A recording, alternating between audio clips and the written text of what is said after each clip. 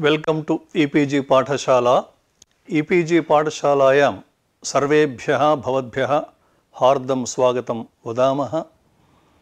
मम नाम जे रामकृष्णः इति तिरुपतिस्थराष्ट्रीयसंस्कृतविद्यापीठस्य व्याकरणविभागे आचार्योऽस्मि। सम्प्रति लघुशब्देन्दुशेखरं समाश्रित्य स्त्रीप्रत्ययप्रकरणे अवीभावप्रकरणे च यत् पत्रं वर्तते दशमं पत्रं तत्र स्त्रीप्रत्ययप्रकरणे भस्त्रेषाजाज्ञाद्वा नैपूर्वाणोऽपि इति सूत्रस्य तथा अभाशंस्का च इति सूत्रस्य च विचारः करिष्यते। अस्य पाठस्य मुख्याः अंशाः सन्ति यथा प्रस्तावना, उपोद्घातः, भस्त्रेषाजाज्ञाद्वा नैपूर्वाणोऽपि इति सूत्रस्य लघुव्याख्यानं, तदन्तविधेः अत्र भाष्यसम्मतत्वम्, अभाशंस्का च इति सूत्रस्य लघुव्याख्यानं, लघुशब्देन्दुशेखरीत्या तत्सूत्रार्थविचारः, अन्ते पाठस्य सारः इति। अतीते पाठे उदीचा मातस्थानेकपूर्वायाः इति सूत्रार्थविचारः विहितः। तत्र स्थाने ग्रहणेन इत्युक्ते षष्ठीस्थानयोगा इति सूत्रादेव स्थाने इत्यर्थे लब्धे सति पुनः तस्मिन् सूत्रे स्थाने ग्रहणं व्यर्थं सत् विधौ परिभाषोपतिष्ठते नानुवादे इति परिभाषां ज्ञापयति इति प्राचीनानां मतं। तस्य मतस्य नागेशोपाध्यायरीत्या निराकरणम्। अतः स्थाने ग्रहणं प्रपञ्चार्थमेव स्पष्टार्थमेव इति निरूपणम्। एवमेव तस्मिन् सूत्रे आतः इत्यपि पदं स्पष्टार्थमेव इति प्रपञ्चितं। ततः तत्र सूत्रे नयासयोः इति सूत्रस्य अनुवृत्य वा न स्यात् इति वक्तव्ये इद् वा स्यात् इति कथनं कथम् इति चेत् निषेधविकल्पे विधिविकल्पस्य पर्यवसानम् इति अर्थसिद्धिः। ततः प्रतिपदोक्तस्त्रीप्रत्ययस्यैव तत्र सूत्रे ग्रहणम् इत्येवं रीत्या नियमः नास्ति इति कथनम्। अन्ते पाठस्य सारश्च तत्र विचारितः। सम्प्रति भस्त्रेषाजाज्ञाद्वा नैपूर्वाणोऽपि इति सूत्रस्य लघुव्याख्यानं क्रियते। अत्र तदन्तविधिर्भाष्यसम्मतः इति नागेशोपाध्यायानां सिद्धान्तः। एतिका इत्यत्र इत्वप्रवृत्तिविचारः, तथा स्विका परमस्विका इत्यत्र नित्यमेव इत्वम् इति विचारः। अनया रीत्या भस्त्रेषाजाज्ञाद्वा नैपूर्वाणामिति सूत्रव्याख्यानात् परम् अभाशंस्का च इति सूत्रस्य लघुव्याख्यानं, तत्र लघुशब्देन्दुशेखरीत्या सूत्रार्थविचारः, अन्ते पाठस्य सारः इत्येते अंशाः अद्यतने पाठे विचारयिष्यन्ते। भस्त्रेषाजाज्ञाद्वा नैपूर्वाणामपि। अष्टाध्याय्यां सप्तमाध्यायस्य तृतीयस्मिन् पादे सप्तचत्वारिंशत्तममिदं सूत्रम् भस्त्रेषाजाज्ञाद्वा नैपूर्वाणाम् अपि इति पदविभागः त्रिपदं सूत्रमिदम्। अत्र भस्त्रेषाजाज्ञाद्वा इति पदं यद्वर्तते लुप्तषष्ठीकमिदं पदम् भस्त्रादीनाम् इत्यर्थः। भस्त्र एष अजा ज्ञाद्वा इत्येतेषाम् इति लुप्तषष्ठ्यन्तं पदम्। अस्मिन् सूत्रे प्रत्ययस्थात्कात् पूर्वस्यादिदाप्यसुपहितसूत्रात् अतः इति पदम् एवं इत् इति च पदम् अनुवर्तते। तथा न यासयोः इति सूत्रात् न इति पदम् अनुवर्तते। एवम् उदीचा मातस्थानेकपूर्वायाः इत्यस्मात् सूत्रात् उदीचाम् इति पदम् अनुवर्तते। अत्र पूर्वम् उक्तया रीत्या इत् वा न स्यात् इति वक्तव्ये इत् वा स्यात् इति कथनं निषेधविकल्पस्य विधिविकल्पे पर्यवसानं भविष्यति इति निरूपणम्। भस्त्रादीनां षण्णाम् अकारस्य इद्वा स्यात् इति सूत्रार्थः। अत्र सूत्रे अपि इति शब्दः श्रूयते, तेन केवलानामपि इति। अत्र वस्तुतः येन विधिस्तदन्तस्य इति सूत्रानुसारेण तदन्तविधिनैव सिद्धे सति नैपूर्वाणामपि इति पदं स्पष्टार्थम्। उदाहरणानि यथा निर्भस्त्रका निर्भस्त्रिका, एषका एषिका, अजका अजिका, ज्ञका ज्ञिका, द्वके द्विके, निस्वका निस्विका इति। नाम इत्वस्य विकल्पतया निषेधः निर्भस्त्रका, निषेधाभावे निर्भस्त्रिका, एवं इत्वस्य विकल्पेर्निषेधे एषका, तदभावे इत्वस्य प्रवृत्तौ एषिका इत्येवं रीत्या अत्र उदाहरणानि भवन्ति। भस्त्रैषा अयमपि निषेधविकल्पः इत्याह अत इति। अत्रापि आतस्थाने इत्यनुवर्तते। तदन्ते इति नाम तदन्तग्रहणम् इत्युक्तं। येन विधिरिति सूत्रे त्यदादिविधिवस्त्रादिग्रहणं च प्रयोजनम् इति भाष्यात्। अपि न नैभिन्नपूर्वाणाम् अपूर्वाणां च संग्रहः। अत्र नैपूर्वाणामपि इति स्पष्टार्थम्। पदाङ्गाधिकारे तस्य च तदन्तस्य च इत्येव सिद्धेः इति उपाध्यायानां पंक्तयः। आसां पंक्तीनां विवरणं दीयते। तदन्तविधिनैव सिद्धे नैपूर्वाणामपि इति स्पष्टार्थम् इति कौमुदी। येन विधिस्तदन्तस्य इति सूत्रस्थभाष्यात् अत्र नाम भस्त्रैषा इति सूत्रे तदन्तविधिर्लभ्यते। कथम् इति चेत् तत्र हि भाष्ये पदाङ्गाधिकारे तस्य च तदन्तस्य च इति वचनमुक्तं। नाम पदस्य इत्यधिकारे अङ्गस्य इत्यधिकारे च तदन्तविधिर्भवति। तत्र अङ्गाधिकारे किं प्रयोजनम् इति शङ्का कृता। तदानीम् अङ्गाधिकारे तदन्तविधिग्रहणस्य प्रयोजनानि 7 तत्र प्रोक्तानि। तत्र इदमपि एकं प्रयोजनं भवति, त्यदादिविधिभस्त्रादिग्रहणं च प्रयोजनम् इति। अत्र अंशद्वयं नाम त्यदादिविधिः प्रयोजनं, भस्त्रादिग्रहणं च प्रयोजनम् इत्यर्थः। एवं तत्र उदाहरणं तद् इति दकारान्तः पुंलिङ्गः शब्दः, तस्मात् सुप्रत्ययः क्रियते। तद् सु त्यदादीनामः इति सूत्रेण त्यदादीनाम् अकारः अन्तादेशस्य विभक्तौ, दकारस्य स्थाने अ इत्यादेशः विधीयते। त अ अतोगणीयसूत्रेण उभयोः अकारयोः पररूपम्। अनन्तरं तदो स सावनन्त्ययसूत्रेण तकारस्य स्थाने सकारादेशः स। सु इति प्रत्ययः यः वर्तते तस्य ऋत्वे रोः स्थाने विसर्गे च सः इति भवति।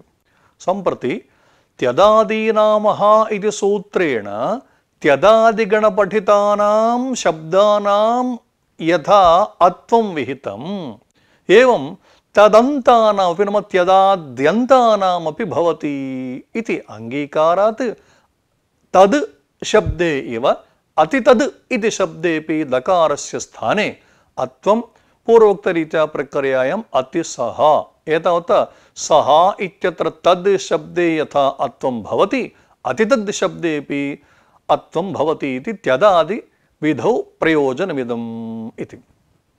द्वितीयः अंशः कः अस्ति? भस्त्रादिग्रहणं च प्रयोजनम् इति। नाम अत्रापि तदन्तविधिर्भवति। अत एव भस्त्रका भस्त्रिका इत्यत्र यथा विकल्पतयित्वं भवति तदन्तविधेर्ग्रहणेन निर्भस्त्रका निर्भस्त्रिका, बहुभस्त्रका बहुभस्त्रिका इत्यत्रापि तदन्तविधिना अत्र इत्वस्य वैकल्पिकत्वं सिद्ध्यति इति।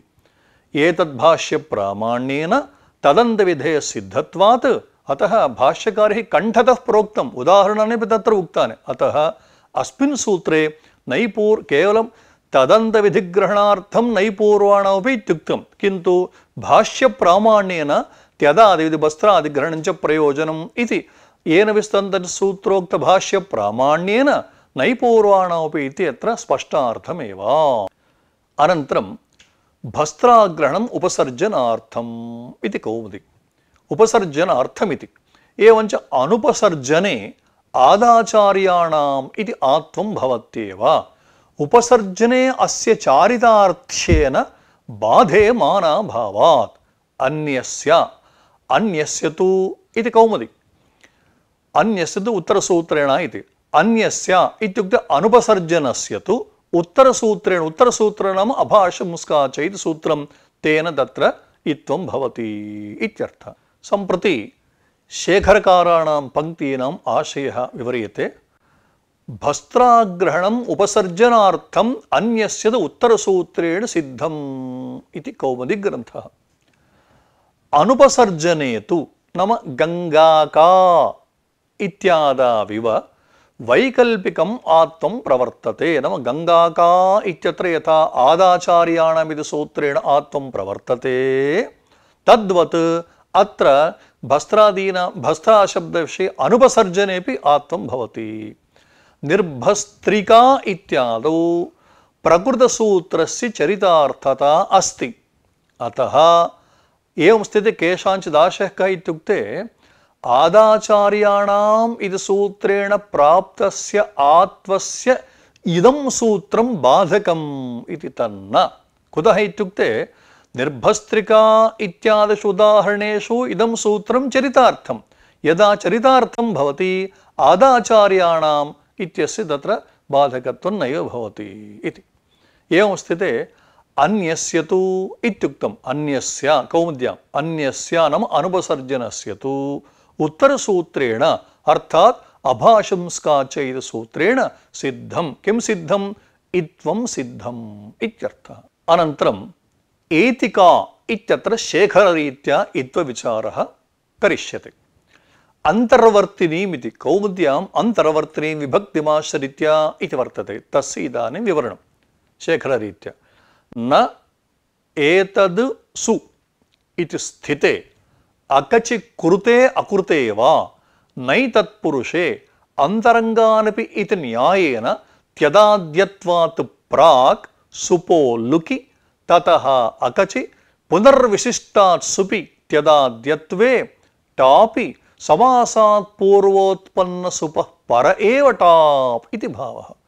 बहुव्रीहौ तु प्रियेतत्का प्रियेतकत्का वा कबभावे प्रियेतगद् इत्येव सर्वथा न इत्वप्राप्तिः। अनेशकेति अज्ञाता एषा एषका न एषका इति विग्रहः। पूर्वं नै समासे अज्ञाता अनेशा इति असम्भवादिति।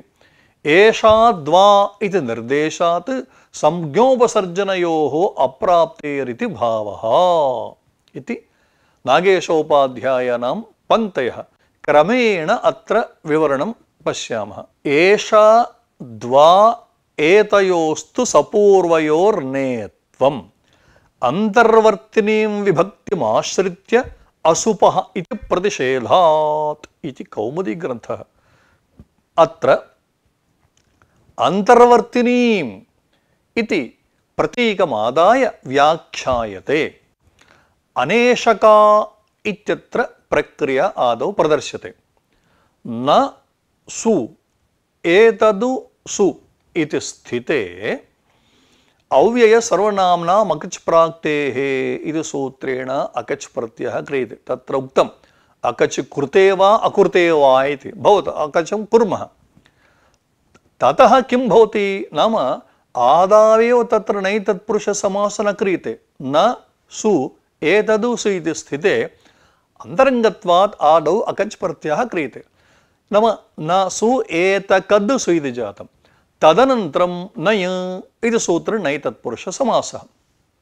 ततः त्यदादीनमः इति सूत्रेण दकारस्य स्थाने अत्वम् अतोगणीयसूत्रेण पररूपं प्रातिसंज्ञायां सुपो धातुप्रासूत्रेण सुब्लुक् च प्राप्नोति अत्वं च प्राप्नोति। नाम न सु एतद् सु इति स्थिते दकारस्य स्थाने त्यदादीनमः सूत्रेण अत्वं प्राप्नोति। नाम सुप्रत्यय परत्वमाश्रित्य एवं सुपो धातुप्रासूत्रेण सुबलुगपि प्राप्नोति। तत्र वस्तुतः अन्तरङ्गं कार्यं भवति त्यदाद्यत्वं, किन्तु अन्तरङ्गान् विधीन् बहिरङ्गो लुग् बाधते इति परिभाषामाश्रित्य अन्तरङ्गमपि त्यदादित्वं बाधित्वा अत्र लुगेव भवति सुपः।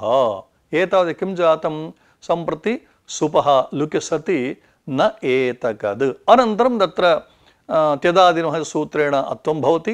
ततः नयः नकारस्य न लोपो नयः इति सूत्रेण लोपः क्रियते। लोपे सति अ एत इति स्थिते तदो ससावनन्त्ययोः इति सूत्रेण तत्र न एस इति स्थिते तस्मान्नुडचि इति सूत्रेण एतत् शब्दात् पूर्वं नुडागमः टित्वात् आद्यवयत्वं भवति। अ न एतद् नाम अनेत इति स्थिते इदानीं तदो ससावनन्त्यो इति सूत्रेण तत्र तकारस्य स्थाने सकारादेशे आदेशप्रत्ययसूत्रेण षत्वे च कृते अनेशक इति जातम्।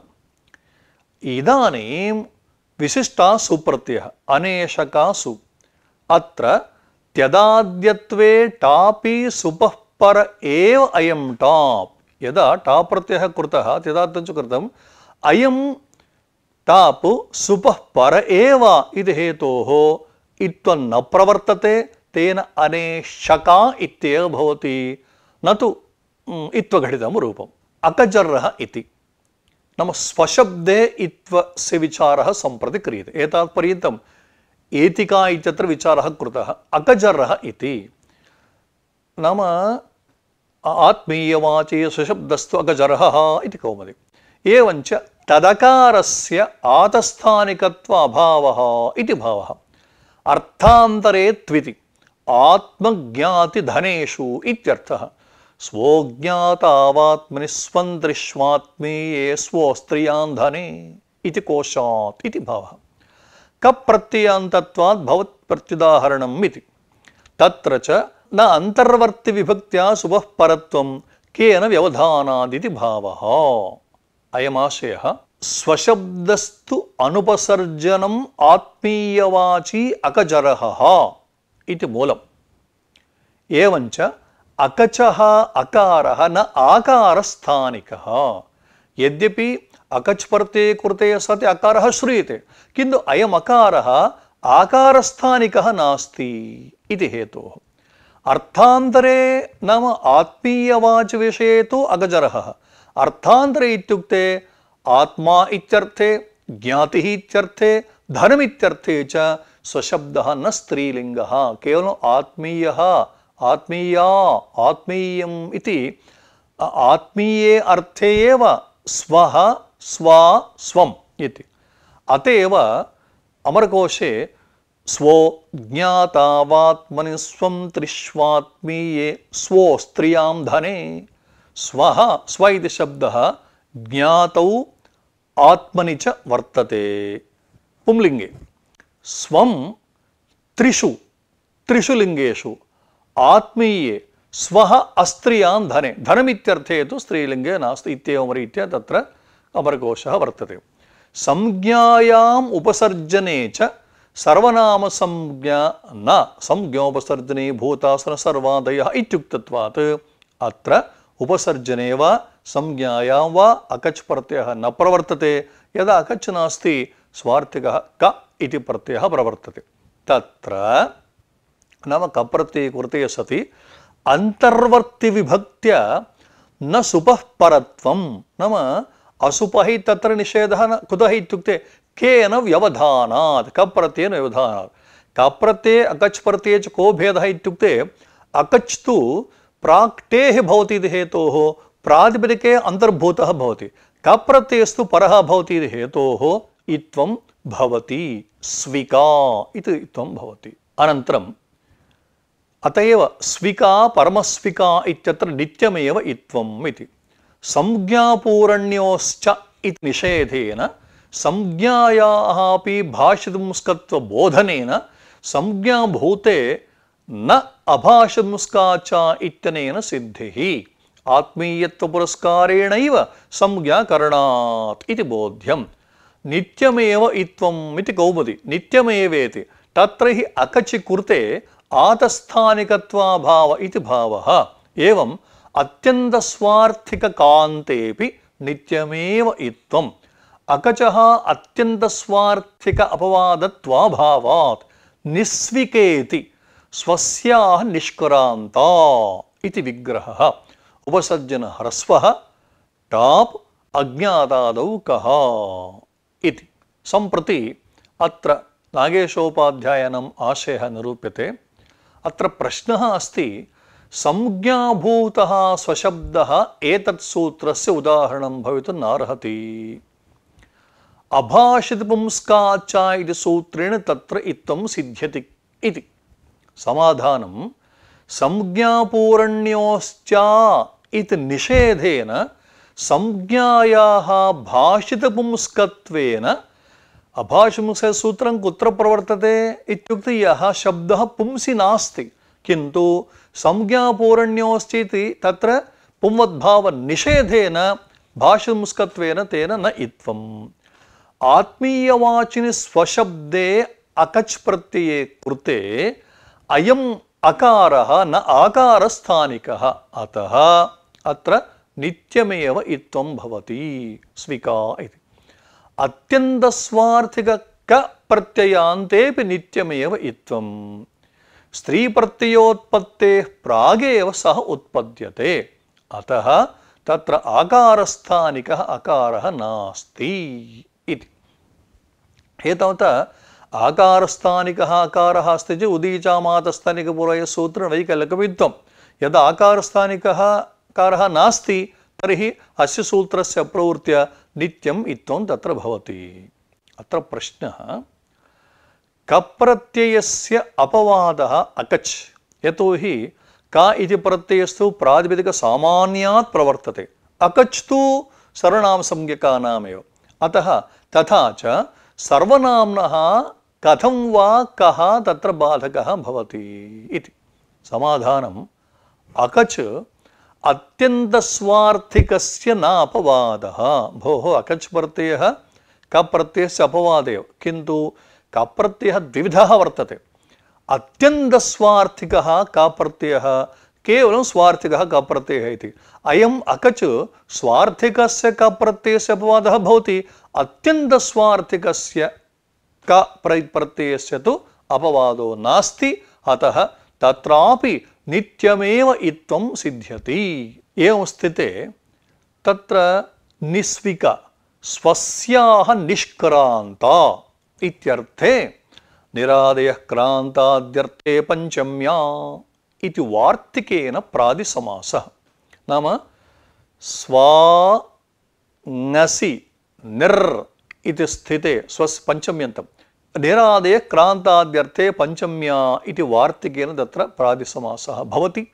ततः एकविभक्तिचापोरिणिपाते इति सूत्रेण स्वशब्दस्य उपसर्जनत्वं, तेन गोस्त्रियोरुपसर्जनस्य इति सूत्रेण स्वा इत्यत्र आकारस्य ह्रस्वः भवति। तथा च निस्व इति जातं टाप् भवति, निस्व आ अज्ञाते क इति प्रत्ययः निस्वा क, केण इति ह्रस्वे कृते निस्वक। इदानीम् आकारस्थानिकस्य अकारस्य अत्र सत्वात् प्रकृतसूत्रेण भस्त्रेषाजाज्ञाद्वासि इति सूत्रेण विकल्पेन इत्वे सति रूपद्वयं भवति। कथमित्युक्ते निस्वका निस्विका इति। एतावता भस्त्रेषाजाज्ञाद्वा स्वानैपूर्वाणाम् इति सूत्रार्थविचारः सम्पन्नः। सम्प्रति अभाषितपुंस्काच्च इति सूत्रस्य लघुव्याख्यानम् आदौ क्रियते। अष्टाध्याय्यां सप्तमाध्यायस्य तृतीयस्मिन् पादे 48तममिदं सूत्रम् अभाषितपुंस्काच्च इति। अभाषितपुंस्कात् च इति पदविभागः द्विपदं सूत्रमिदम्। अत्र प्रत्ययस्थात्कात् पूर्वस्य यदाप्यसुभ इति सूत्रात् इत् इति पदमनुवर्तते। एवम् उदीचामातस्थानिकपूर्वा इति सूत्रात् उदीचाम् इति पदम्, आतः इति पदं, स्थाने इति च पदम् अनुवर्तते। अनन्तरम् अभाषितपुंस्कात् इत्यत्र न भाषितः पुमान् येन तत् अभाषितपुंस्कम् इति बहुव्रीहि समासः। तस्मात् अभाषितपुंस्कात् नाम येन प्रातिपदिकेन पुमान् नोच्यते नाम पुंलिङ्गे यत्प्रातिपदिकं नास्ति इत्यर्थः। अभाषितपुंस्कात् आतः स्थाने विहितस्य अकारस्य इकारः वा इत्यर्थः। उदाहरणं गङ्गका गङ्गिका। अत्र किं जातं? पूर्वोक्तरीत्या गङ्गा का केणः ह्रस्वः गङ्गका, पुनः टाप् गङ्गका आ। इदानीम् आतः स्थानिकः अकारः अस्ति इति हेतोः किञ्च गङ्गा इति शब्दः सर्वदा स्त्रीलिङ्गे एव भवति, पुंसि न भवति इति हेतोश्च अभाषितपुंस्कम् इदं प्रातिपदिकं भवति। तेन पठितसूत्रेण वैकल्पिकम् इत्थं भवति गङ्गिका गङ्गका।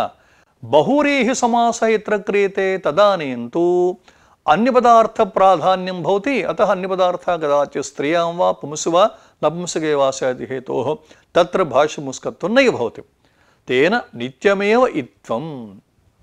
यथा उदाहरणार्थम् अखट्विका इति वर्तते, नाम न विद्यते खट्वा यस्याः सा अथवा यस्यां सा इति। अत्र शेषाद्विभाषा इति सूत्रेण कप् वैकल्पिकः भवति। कुतः इत्युक्ते अखट्व इत्यस्मात् समासान्तप्रत्ययः कोऽपि न विहितः, अतः शेषोऽयम् उक्तादन्यशेषः। अनुक्तसमासान्तात् विकल्पेन कप् प्रत्ययो भवति। तेन कप् अभावे नाम अखट्वा इति वर्तते। गोस्त्रियोरुपसर्जनस्य इति सूत्रेण आकारस्य ह्रस्वे अखट्व इति जाते, ततः टाप्। ततः अज्ञाते के केन इति ह्रस्वे वैकल्पिक इत्वस्य अप्रवृत्त्या नित्यम् इत्वे कुर्ते सति अखट्विका इत्यत्र भवति। कुतः इत्युक्ते अयं बहुव्रीहि समासः भवति, अतः अभाषमुस्कं प्रातिपदिकं वक्तुं न शक्यते। अतः अस्य सूत्रस्य अप्रवृत्त्या नित्यमेव तत्र इत्थं भवति। अनन्तरं शेखररीत्या सूत्रार्थः अभाषित स्त्रीविषयाच्च इति नोक्तम्।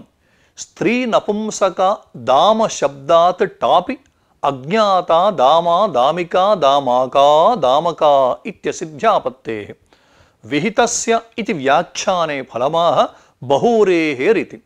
अविद्यमाना खट्वा यस्याः इति विग्रहे पाक्षिक कप् अभावे गोस्त्रियोः इति उपसर्जन ह्रस्वे अखट्व शब्दात् आपि सुपि अज्ञातादौ के सुब्लुकि केण इति ह्रस्वे पुनश्चापि अभाषमुस्काद् विहिताकारस्थानिक अकार अभावेन एतद्विकल्प अप्राप्तौ उत्सर्गेण नित्यमेव इत्थं। परविशेषणत्वे तु तादृश खट्वशब्दात् परत्वेन दोषः स्यादेवेति भावः इति। अत्र आशयः सुस्पष्टः वर्तते। अभाषिता इति पदम् आदौ नाम अभाषंस्काच्च इति सूत्रस्य व्याख्यानं क्रियते इत्यर्थः। स्त्रीविषयाच्च इति सूत्रकारणेनोक्तं। कुतः इत्युक्ते नपुंसिदाम इति अमरः, नाम दामन् शब्दः पुंलिङ्गे नास्ति, नाम स्त्रीलिङ्गे नपुंसकलिङ्गे च वर्तते इति कोशकारस्य आशयः। तद्रीत्या स्त्री नपुंसकदाम शब्दात् टापि, नाम सम्प्रति नपुंसकशब्दात् टाप् न भवति, स्त्री लिङ्गे विद्यमान टापि नाम दामन् टा। अज्ञाता दामा दामिका दामाका दामका इति न स्यात्। कदा? स्त्रीविषयाच्च इत्युच्यते। यतोहि अयं तु नपुंसकलिङ्गेऽप्यस्ति। स्त्रीविषयाच्च इत्युक्ते नित्यं स्त्रीलिङ्गे यः शब्दः भवति तत्रैव स्यात्। अयं तु नपुंसकलिङ्गेऽप्यस्ति इति हेतोः अत्र इत्वा सिद्ध्यापत्तिः। अनन्तरम् अभाषमुस्काद् विहितस्य इत्युक्तं। विहितस्य इति व्याख्याने फलं किम् इत्युक्ते बहुव्रीहि विषये तु न इति। अत्र अविद्यमाना खट्वा पूर्वमुक्तं लघु व्याख्याने यस्याः इति विग्रहे पाक्षिक कप् अभावे नाम शेषादिभाषा इति सूत्रेण कप् वैकल्पिकः तदभावे अखट्वा इत्यत्र गोस्त्रियोरुपसर्जन सूत्रेण उपसर्जन ह्रस्वः क्रियते। तदनन्तरम् अखट्व इत्यागतं। तस्मात् शब्दात् पुनः टाप्। ततः सुपि सुप्रत्यये अज्ञातादौ क इति अज्ञाते सूत्रेण क प्रत्यये सुब्लुकि केणः नाम अत्र तद्धितान्तत्वात् परसंज्ञामादाय सुब्लुकि केणः इति ह्रस्वे पुनः टापि अभाषितपुंस्काद्विहित आकारस्थानिक अकाराभावेन कुतः अयं बहुव्रीहि समासः अविद्यमाना कट्वा यस्य बहुव्रीहि समासः इति हेतोः अत्र अभाषपुंस्कत्वं वक्तुं न शक्यते कुतः बहुव्रीहौ सर्वेषां लिङ्गानां सद्भावात् अतः आकारस्थानिक अकार अभावेन एतद्विकल्पस्य अप्रवृत्तौ उत्सर्गेण इत्युक्ते प्रत्ययस्थानसूत्रेण नित्यमेव इत्वम् अकट्विका इति परविशेषणत्वे तु तादृशखड्वाशब्दात् परत्वेन पुनः वैकल्पिकमित्वं स्यात् इति हेतोः तद्वारणार्थमत्र अभाषपुंस्काद्